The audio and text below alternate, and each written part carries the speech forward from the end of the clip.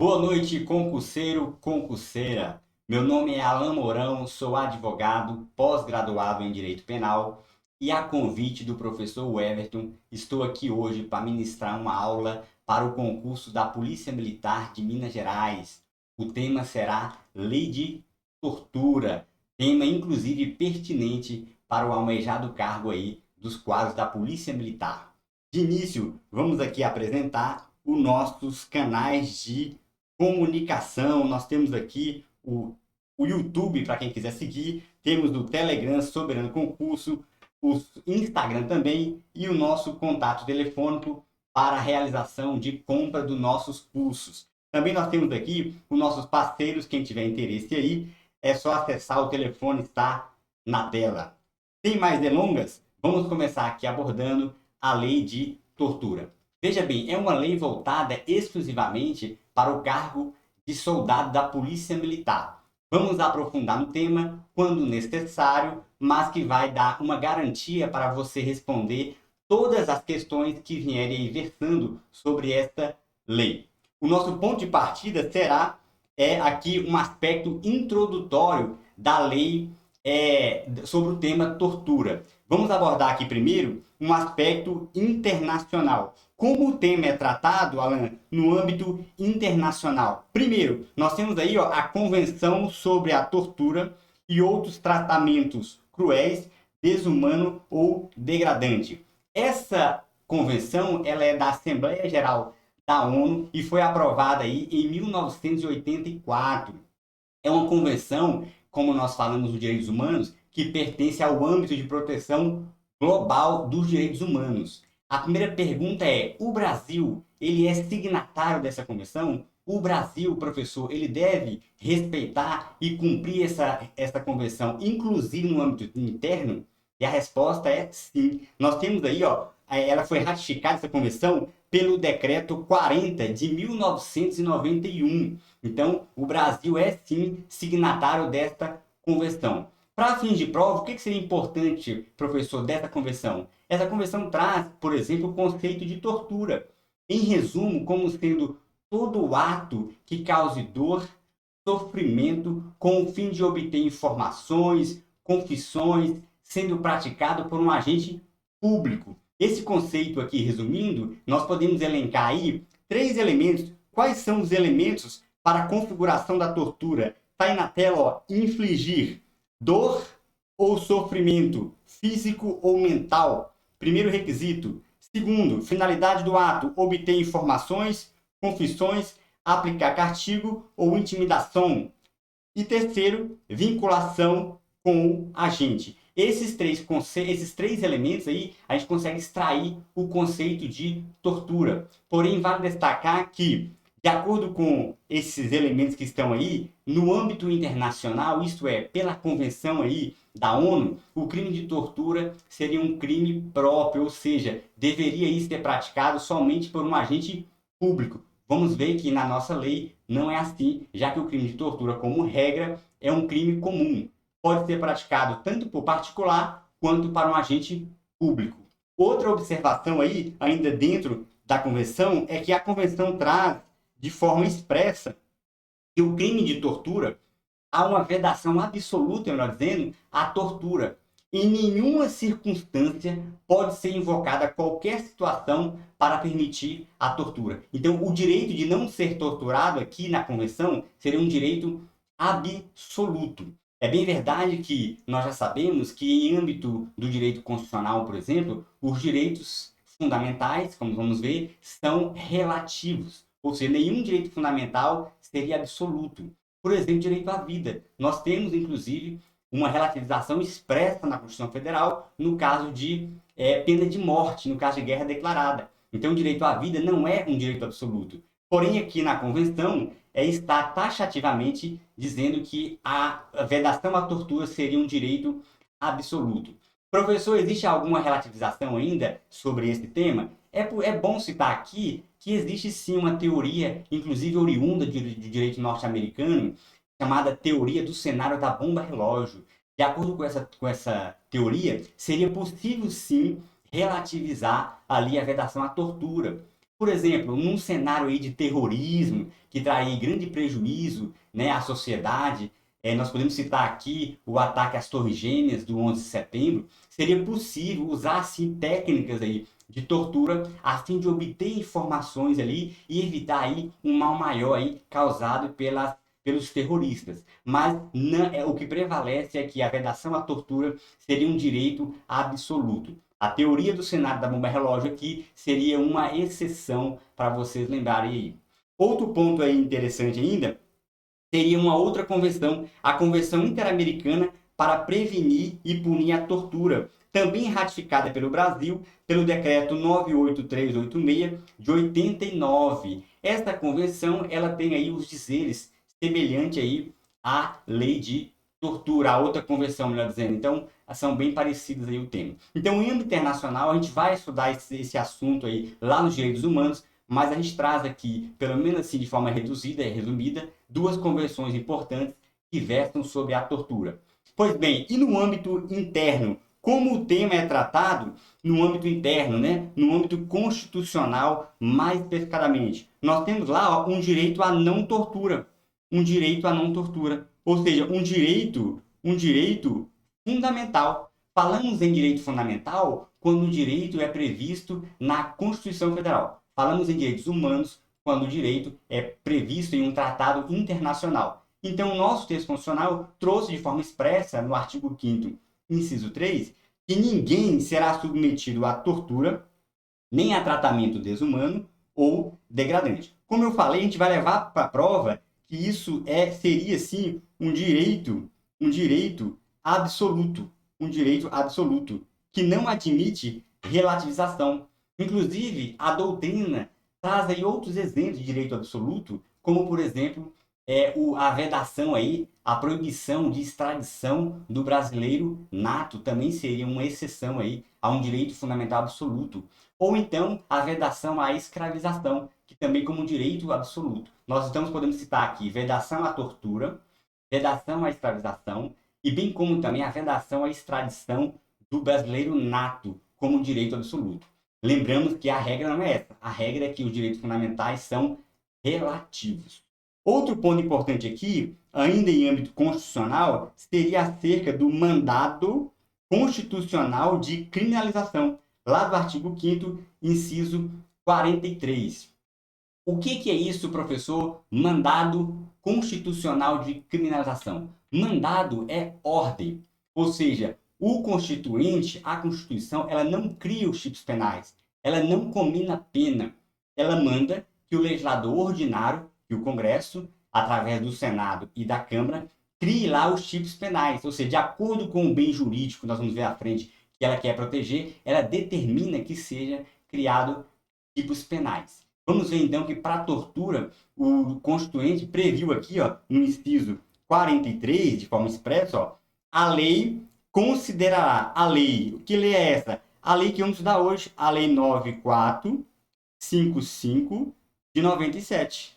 Ou seja, a Constituição é de 88 e somente em 97 foi criada aí os crimes de tortura. Então, a lei considerará crimes inafiançáveis, vamos ver isso, e insuscetíveis de graça ou anistia. Olha o tema da aula, a prática de tortura, bem como o tráfico ilícito de entorpecentes e drogas afins, o terrorismo e os definidos como crimes hediondos. Por ele respondendo os mandantes, os executores e os que, podendo evitá-los, se omitirem. Então, o artigo 5º, inciso 43, diz, é a fonte primária aí que manda o constituinte, o legislador, perdão, criar aí o crime de tortura, que nós vamos entrar aqui agora. Lembrando que a Constituição manda punir o mandante, manda punir o executor e manda punir os que omitirem. Nós vamos ver lá no texto constitucional, só um parênteses aqui na aula, se de fato aqueles que se omitem ali com relação à apuração ali da tortura, se de fato eles são punidos da mesma forma em que a pessoa que executou, a pessoa que praticou a tortura.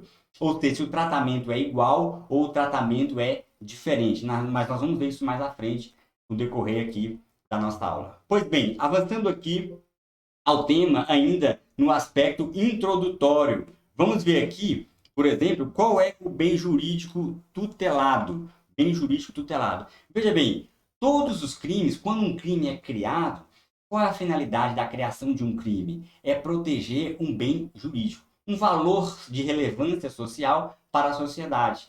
Por exemplo, lá no crime de homicídio, do artigo 121 do Código Penal, nós temos ali um crime que protege o bem jurídico vida. Lá no furto, lá no roubo, nós temos outro bem jurídico, que é o patrimônio. Então, aqui, por exemplo, no crime de tortura, o bem jurídico tutelado é qual? Está aí na tela.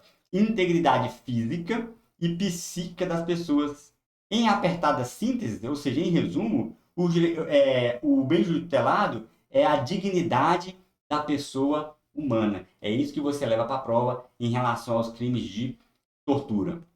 Outro tema aí importante também, ainda dentro da introdução, competência, quem é que deve julgar? Veja bem, nós sabemos que o edital de vocês não cai a matéria, pelo menos o que vem aí dos anos anteriores, a matéria de processo penal, notadamente a matéria de competência, mas é importante aqui porque as questões podem fazer algum link e você tem que saber disso.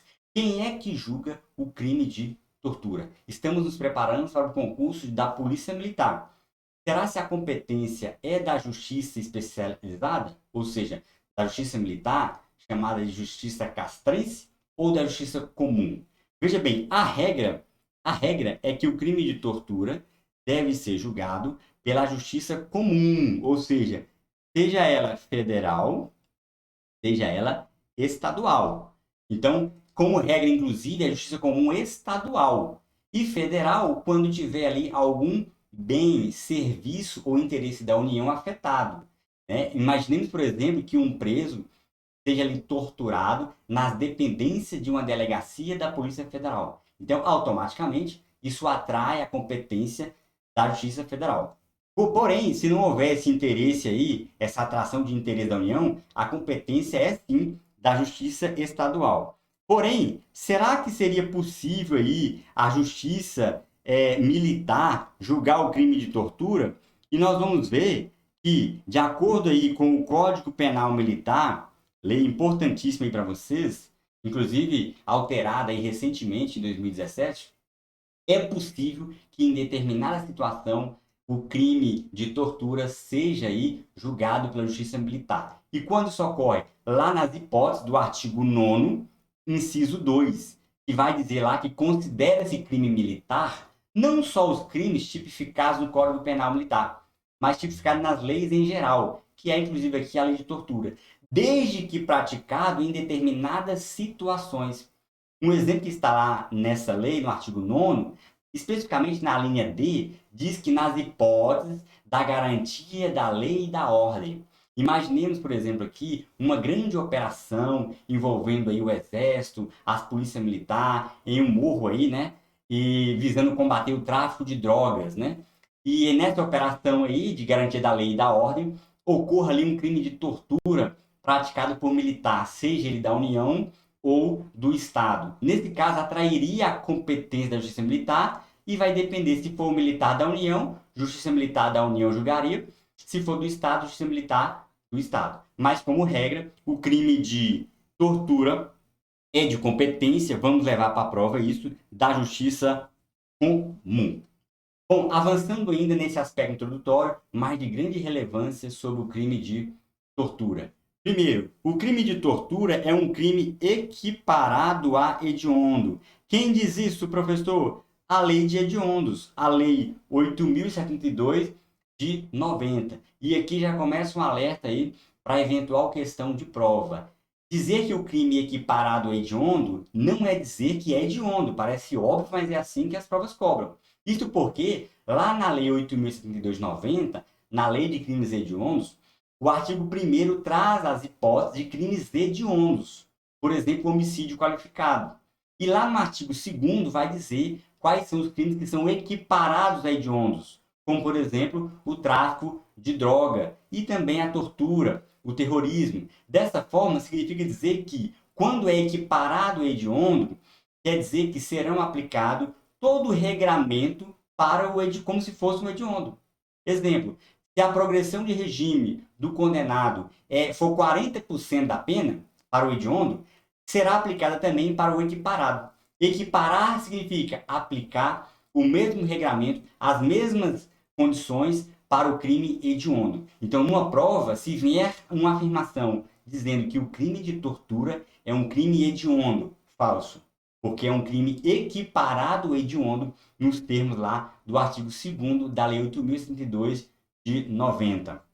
Outra observação ainda, dentro dessa introdução, é acerca do sujeito ativo, né? Quem é o sujeito ativo, né, do crime de tortura? Nós vimos lá que na Convenção contra a Tortura, a Convenção da ONU de 1984, o crime de tortura seria um crime próprio, ou seja, praticado por um agente do Estado. Porém, a nossa legislação, a Lei 9.455/97, o crime de tortura é um crime comum, pode ser praticado como regra por qualquer pessoa. Imaginemos, por exemplo, uma babá que tortura o filho lá da patroa. A babá entra no conceito aí de crime comum, porque não existe uma condição especial. Qualquer babá, o cuidador de idosos também como crime comum. Mas também pode ser praticado, óbvio, por um agente do Estado. Mas como regra, nós vamos ver, é crime comum como segunda característica. Terceira característica, o crime de tortura é prescritível. Vamos lembrar aqui de uma regrinha de constitucional, né, que vocês vão ver aí com o professor Everton. Nós temos que a imprescritibilidade crimes é uma exceção. A regra é que os crimes devem prescrever. O Estado não pode ter aí ad eterno, né, o tempo para punir o cidadão. Então, a Constituição Federal só traz duas hipóteses de imprescritibilidade. Quais são elas? Está aqui na tela. Para quem gosta de mnemônico, ração. Nós temos aí o racismo e a ação de grupos armados. E a ação de grupos armados contra o Estado Democrático de Direito. Ração, até coloquei aqui trocado, mas vai dar para entender. Ração, porque o outro acha que está ali. Racismo e ação de grupos armados contra o Estado constitucional. Esses dois crimes são imprescritíveis. O texto constitucional não disse nada a respeito da tortura. Se não disse, o legislador infraconstitucional, ou seja, a Lei 9.455/97, também não poderia dizer e não disse. Dizemos então, de forma pacífica, que o crime de tortura é um crime é um crime prescritível. Se fosse aprofundar no tema, não é o objeto da aula aqui, o que seria imprescritível em matéria de tortura? E o STJ já decidiu isso em uma súmula, em um entendimento sumulado, ou seja, pacífico já. Que seria imprescritível aqui seria apenas a reparação de dano. A reparação de dano resultante da tortura seria imprescritível. O que diz isso? É a súmula 647 do STJ. Ela diz que eventual tortura, inclusive foi o contexto lá da ditadura militar, eventual apuração de reparação de dano aí da tortura, ou seja, aspecto civil, né, pagar indenização, a ação de indenização seria imprescritível, mas o crime em si não, o crime prescreve de acordo com a tabelinha lá do Código Penal sobre a prescrição. Outra observação, ainda tratando de prescrição, poderíamos falar aqui, por exemplo, que no âmbito internacional, e aí já aprofundando aqui no tema, vou deixar claro, o crime de tortura é imprescritível, ou seja, há convenções internacionais que trazem o crime de tortura como imprescritível. Podemos citar, por exemplo, o Estatuto de Roma, que o Brasil é signatário. Lá no Estatuto de Roma, todos os crimes previstos no Estatuto de Roma, inclusive o crime de tortura está lá, são imprescritíveis. Porém, no âmbito nosso aqui, a nossa legislação, ela diz que é prescritível. Então, vai prevalecer para sua prova que o crime de tortura prescreve. Trouxe aí algumas ponderações só para esclarecer. Outra observação, ainda tratando da tortura, seria acerca da fiança, né? O crime de tortura, ele é inafiançável. Sabemos que a fiança ela pode ser concedida pelo delegado de polícia, nos crimes com pena até 4 anos, ou pelo juiz. Então, esses dois autoridades podem aplicar, aí conceder a fiança. A pessoa é presa em flagrante, vai até a autoridade policial ou juiz, e aí ele recebe a liberdade provisória com fiança. Essa é a regra. Porém, aqui no crime de tortura, não se admite a concessão da fiança. Vamos ver mais à frente que é possível, sim, a liberdade provisória, desde que ela seja concedida sem a fiança. O juiz pode até aplicar uma outra medida cautelar, desde que não seja a fiança. Então, leva para a prova aí, inafiançável.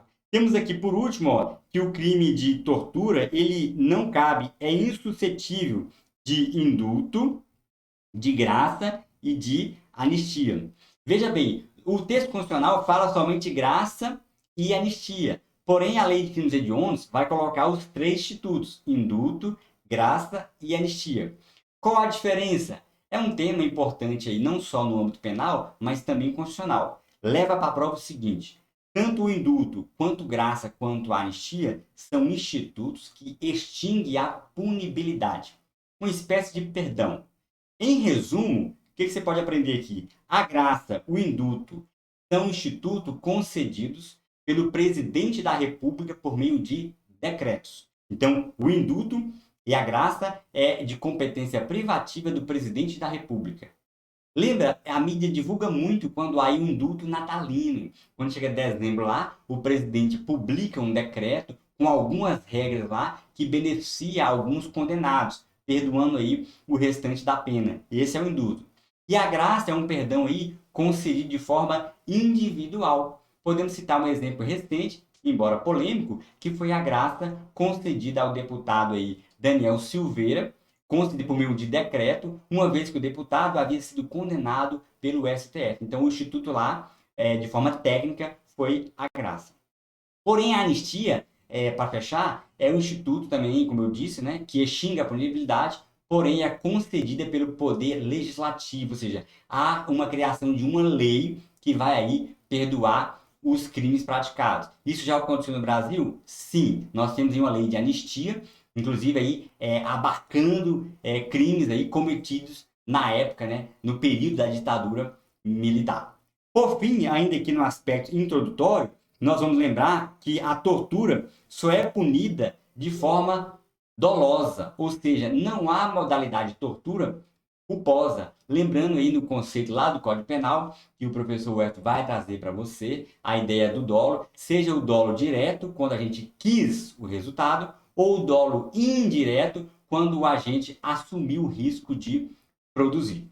Veja bem, essas características aqui, elas são extremamente importantes para a prova, que são focadas exclusivamente aí no crime de tortura. Fechando aqui a introdução, vamos aqui treinar duas questãozinhas aqui de prova. Vamos lá. Primeiro aí, ó, uma questãozinha da IBAD 2022, uma questão aí recente, para o cargo aí de agente socioeducativo, né? Eu fiz uma adaptação nela aqui para poder ficar voltada ao concurso nosso. Então vamos lá. Sobre o crime de tortura previsto na 9455, é correto afirmar. Ó, lembrando, importante destacar, ó, correto é comum na da prova, o candidato está nervoso, ele sabe o conteúdo, mas ali por questão de falta de atenção, marcando a opção que não foi perguntada. O comando é marcar correta. Então vamos lá. Aceita fiança. Acabamos de ver que o crime de tortura é inafiançável, por expressa previsão, inclusive, constitucional. Então está errada. 2. Pode ser anistiado. Não, não cabe nem anistia, não cabe indulto e também não cabe graça. Nós vimos aí que também não cabe graça. Então, nenhum dos três institutos é passível aqui na lei de tortura. Terceiro, não pode ser praticado por agente público. Não, né? Pode ser praticado tanto por particular quanto por agente público.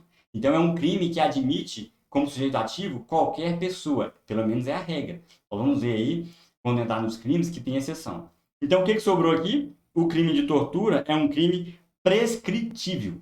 Então, vigora o entendimento pacífico que o crime de tortura é prescritível. Nós só temos dois lá, o racismo e a ação de grupos armados contra o Estado de Moral de Direito, que são imprescritíveis. Questão fácil aí para a gente treinar. Próxima questãozinha aqui, trouxe duas, deixa eu ver, trouxe duas. Essa aqui é uma questão inédita aqui da nossa casa, do Soberano Concurso. Aí, de acordo com a Lei 9455/97, marca a alternativa falsa. Agora, ó, queremos a falsa.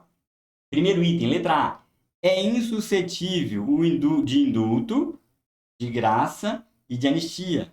Perfeito, né? Ctrl+C, Ctrl+V. Copiou e colou. Nós queremos a errada. Letra B. é punido somente de forma dolosa. Correto também, né? Não se pune a tortura de forma culposa, ou seja, por quebra do dever de cuidado, tem que ter a intenção, né, de praticar a tortura.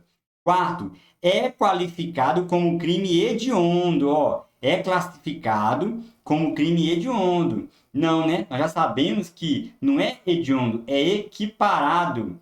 Equiparado a hediondo e não hediondo.